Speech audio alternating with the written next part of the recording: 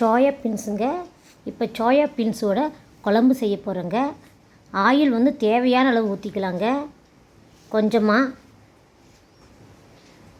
கடுகு உளுத்தம் பருப்பு சேர்த்துறேங்க.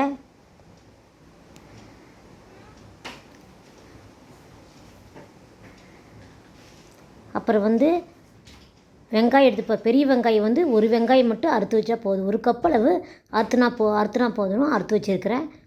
போட்டு நல்லா வணக்கிறேங்க. சிகப்பாக ஆகிற வரைக்கும் நல்லா வணக்கிறேங்க. அப்புறம் தக்காளி சேர்த்திக்கிறேங்க.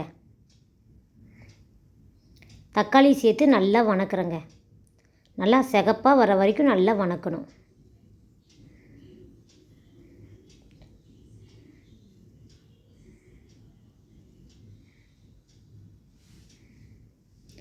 அப்புறம் வந்து கறி மசாலா சேர்த்திக்கிறேங்க.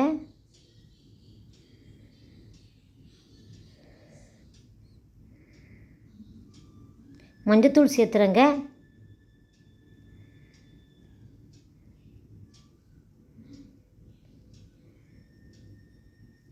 மிளகாய்த்தூள் தேவையான அளவு சேர்த்திக்கலாங்க. போட்டு நல்லா வணக்கிறேங்க. நல்லா சிகப்பாக வர வரைக்கும் நல்லா வணக்கணும்.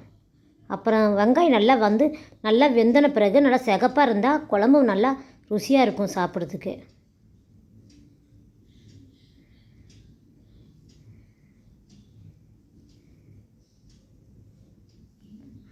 நல்லா சிகப்பாக வேகுதுங்க. ஒரு 2 நிமிஷம் நல்லா வேகுது. நல்லா வேக வச்சு கொஞ்சம் உப்பு தேவையான அளவு உப்பு போட்டுக்கலாங்க. தேவையான அளவு உப்பு போட்டுக்கலாங்க. அப்புறம் சோயா பீன்ஸ் வந்து நல்லா இதுலேயே வெங்காயத்தில் நல்லா போட்டு நல்லா வணக்கணுங்க. வணக்கினா கொஞ்சம் டேஸ்ட்டு வரும். அதில் உப்பு காரம்லாம் சோயா பீன்ஸில் வந்து ஒட்டுங்க. அதனால் போட்டு வந்து நல்லா வணக்குவேங்க.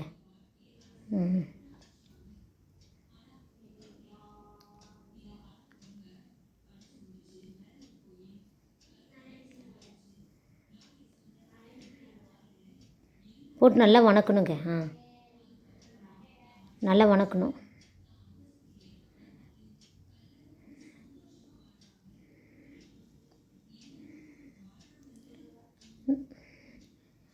வணக்க நல்லா உப்பு காரம் கறி மசாலா எல்லாம் நல்லா உள்ளே ஊறும். அப்படியே உள்ளே வந்து பிடிக்கும். அப்புறம் தேங்காய் கடலை பட்டை லவங்கம் இஞ்சி பூண்டு எல்லாம் போட்டு மிக்சியில் போட்டு அரைச்சி ஊற்றுறேங்க. கொஞ்சமாக பட்டை லவங்கம் சேர்த்துனா போதுங்க. அப்படியே கொஞ்சம் சோம்பு சேர்த்திக்கணும். தேங்காய் கடலை இஞ்சி பூண்டு எல்லாம் போட்டு நல்லா மிக்சியில் போட்டால் அரைக்கணுங்க. அரைச்சி சோயா பீன்ஸை எல்லாம் வணக்கின பிறகு அதில் ஊற்றணுங்க. ஊற்றி ஒரு 1/4 மணி நேரம் நல்லா வேக வைக்கணும். அந்த தேங்காய் மசால் வந்து நல்லா வேகணும். வெந்தால் நல்லா ருசியாக இருக்கும் சாப்பிட்றதுக்கு குழம்பு.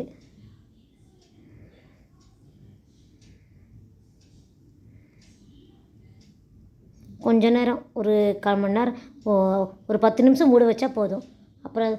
அப்புறம் எடுத்து நல்லா அடிப்பிடிக்காமல் இருக்கிறதுக்கோசரம் திருப்பி கலரணுங்க. அப்புறம் கலர்ன பிறகு கொத்தமல்லி போட்டுருணுங்க. கொஞ்சம்